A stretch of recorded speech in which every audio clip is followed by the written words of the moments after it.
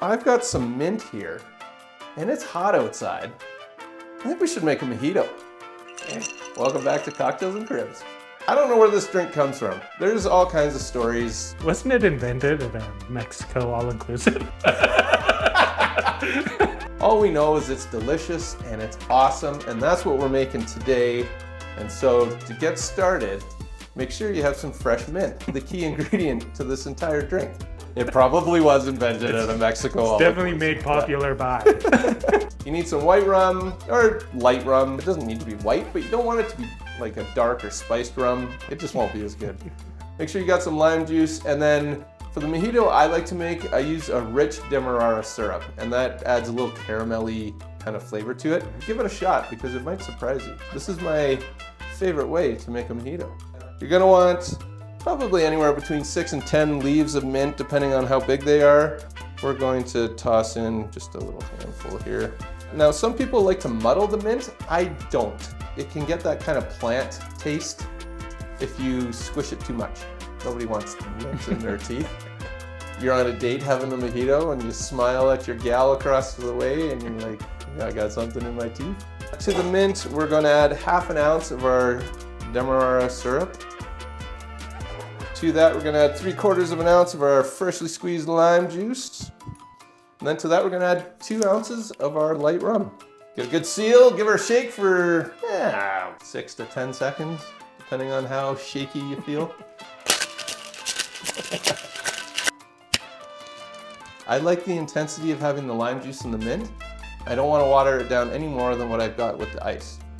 So, we're gonna stop right here. This is the mojito.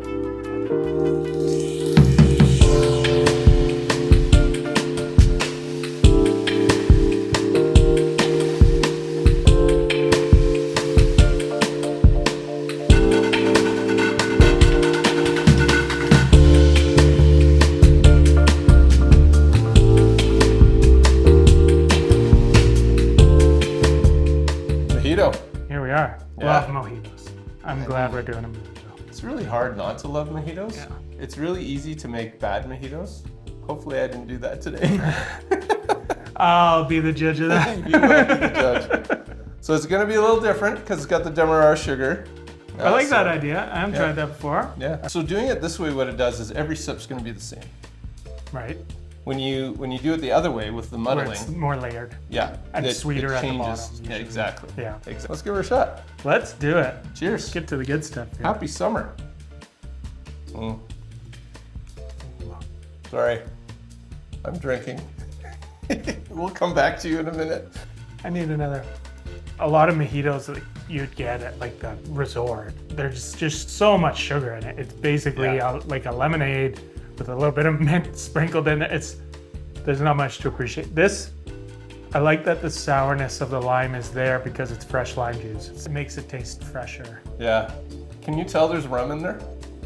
No, not at all. It's so crazy. Not at all. I mean, there's lots of ways to make a mojito. You can do whatever you want, and that's the great thing about cocktails is you can make them however you want to make them. Tastes nice and light and fresh, but there's a brightness with that fresh lime juice. And I like that your Demerara sugar is mild. It gives some of that flavor without being incredibly sweet and syrupy. Yeah. Oh man. Okay.